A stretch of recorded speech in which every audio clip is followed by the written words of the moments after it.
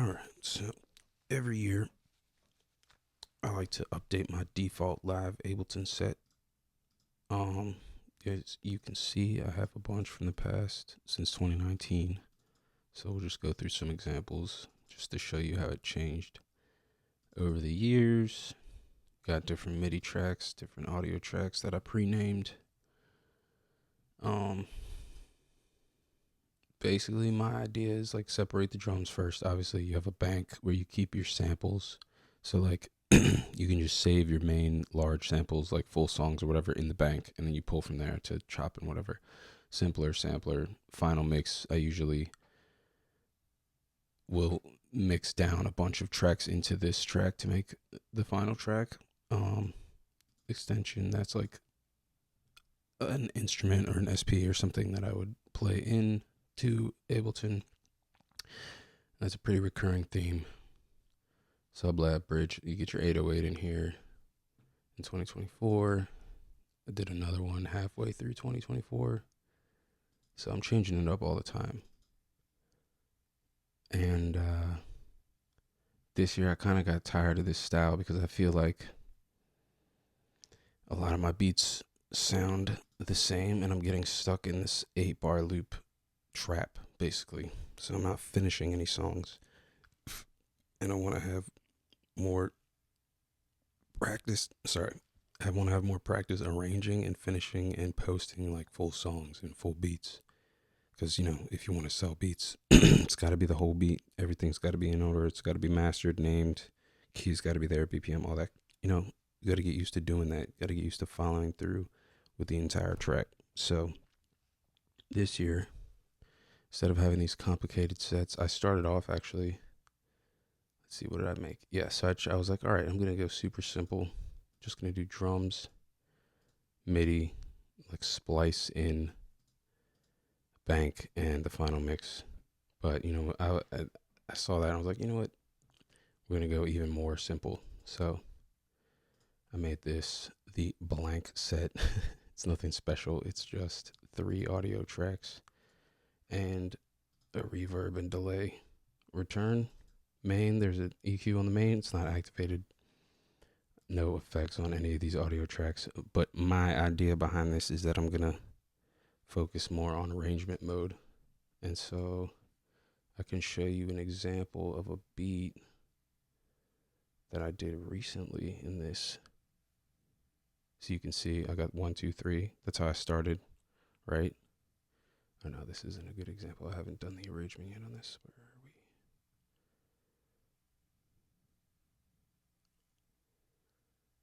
Was this one? Hold on. No, this is still in the old mode. So yeah, see, this is where I kind of get stuck. I got just the loop right here, and that's cool. But I want,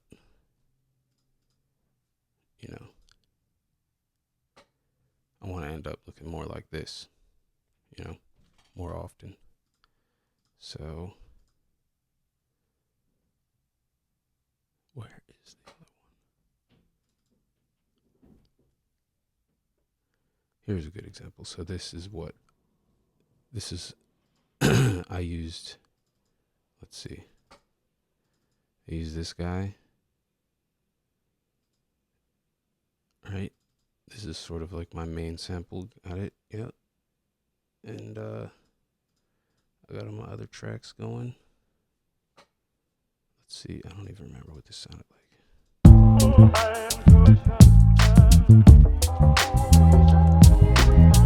See, I have more control over chopping these audio samples, make it a little bit more unique, I think, than just putting it in a loop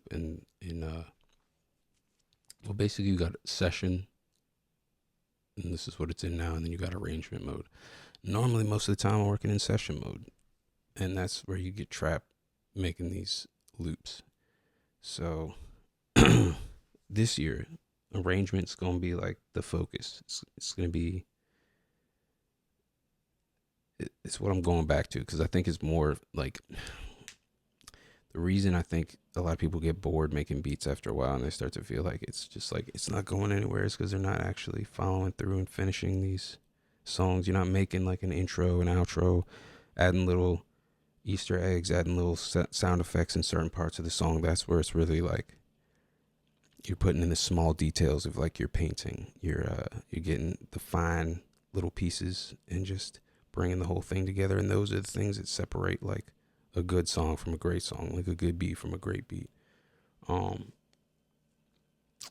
Yeah, and my whole thinking is like, if you have constraints are good, like, all right, I'm gonna have this on every track, and I'm gonna have a compressor on here and all that.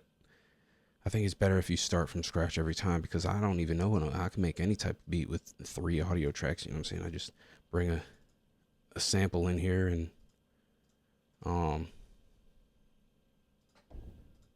I mean, you can start building right away. And I need to get used to doing just like dragging and dropping longer samples in here, chopping them up in here, or mixing it up with the types of effects, instruments, and stuff that I use every time. I don't have to be using, the drum rack and the simpler every single time. I got to use, some of these other things, electric, things that I wouldn't normally use. So, I mean, I paid for the sweet version of Ableton, so you might as well use the whole thing. And I think the best way to go about that is just literally starting from scratch every time. You're forced to build it differently every time. And you can try to build it the same way every time and just memorize a certain way of doing things, but I don't think that's any fun. I think it's more fun to just pull everything you need from the sidebar. Like, I got everything I need saved over here. Everything that I like to use mostly. It's all saved in the sidebar anyway. So what's the point in having it preloaded on the project, on the set? Doesn't make any sense. I mean, it makes sense, but for me right now, in my creative mindset, like, I'm just getting stuck because I have the same set for like the past however many years, like 6-7 years, and it's 2019. Yeah. Like, this would be going on year 8 of the same thing, until I switch it up. So we'll see how this works. I like how it's been working so far. I think I'm less like bound to a certain genre. I think the way I had it set up before, I was sort of bound to like hip hop only, and specifically like lo-fi type hip hop, maybe a little bit of trap. Like but it was like preset to just be in this certain style, which is fine if you want to, keep that same style. But I don't know. I just like mixing it up. I want to make some different genres. I want to make something cool. So I will go in depth further using this. I have a couple videos. I have one video that I made this year, I think, so far, of me starting with this style, but I think I'm going to go more in depth of like how I would go about making a beat from here. I'm not going to do it right now, but I just wanted to show you my thoughts behind the template thing and where I came from, which is, something like here, literally last year. I was using this. I got the drum rack. I got things for drum loops.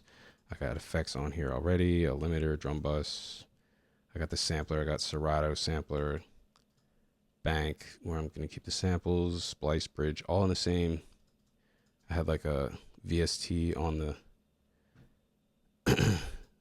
on the return track, like a special compressor, and the reverb already set up to something. And yeah, so it kind of just locks you in to what you're going to make pretty much. I mean, that's cool in some aspects, but right now where I'm at in my like music production journey, I want to sort of mix it up a little bit and learn how to build from scratch more effectively and really work on my arrangement. So, key commands and hotkeys, those are good too. But you don't need that many. You just need to remember, Control C, Control V, Command C, Command V, copy paste. Command E is to split like an audio track. B is to get the drawing. What is it? Draw mode.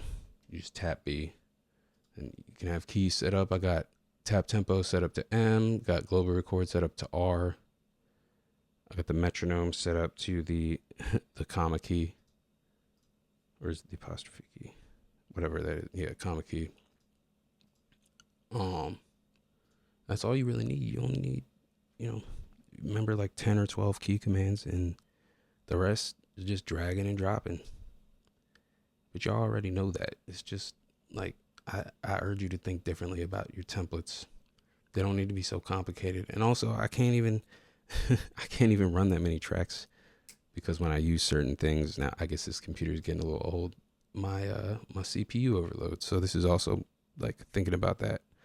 I really like cut down on the extraneous effects and stuff. I'm just gonna try to focus on like freezing tracks, bouncing tracks down. Now that you can do that, you can split stems. That's another good thing about this, is like having all this room to like work with the stems. I think I have an example of a beat. Is it this one? Yeah, so look, this is like, I went crazy a little bit with the tracks. I don't usually use this many tracks, like, but yeah, see, I got these stems split from the new update on Ableton, and that helped a lot. We ain't gonna play that. Well, you know what? Look, just play a little bit of this. Now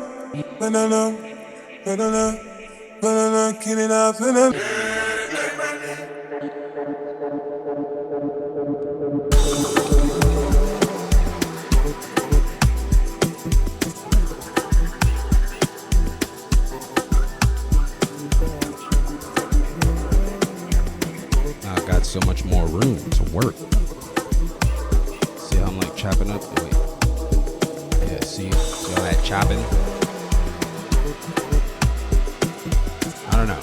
To me, I think I rediscovered the joy a little bit of making beats by doing this. By just cutting everything out, cutting all the noise out, and just having these audio tracks and just chopping, cutting, pasting, chopping. Mr. Bill, dude. I watched a couple tutorials by him, and that's how he was making beats. And I learned a lot. I've been using Ableton forever, but I definitely learned a new style of like chopping and cutting and using the samples in more than one way. Like, there's just so many things you can do. And I used to want to get more deep into arrangement, but I'm coming back to it now. I think I've come full circle, and I've gotten tired of just making these loops that I'm playing on TikTok or whatever for your like 15 seconds. So I'll just get a loop, so somebody will loop it again. Really, that's all I'm thinking, is just like content. And this new way of arranging is gonna hopefully bypass all that, and I'll be focusing on like the whole artwork, the entire larger picture, literally. And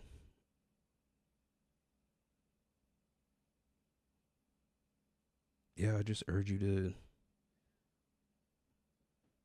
consider trying to minimize your starting point a little bit. Starting from the same place every day is not going to help you get any better. That's what I've discovered over the past 5-6 years.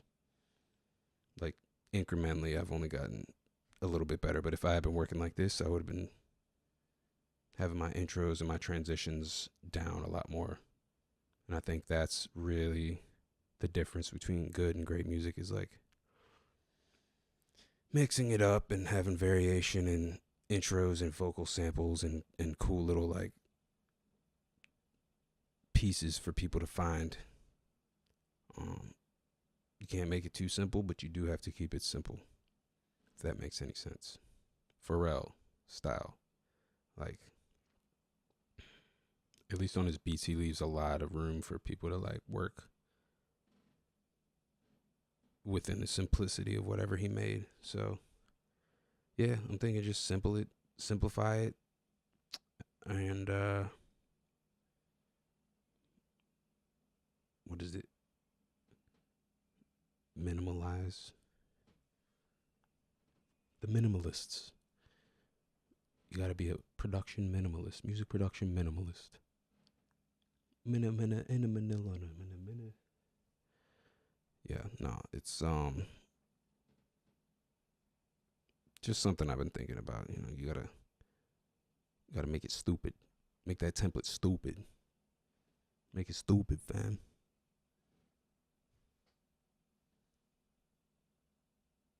Peace.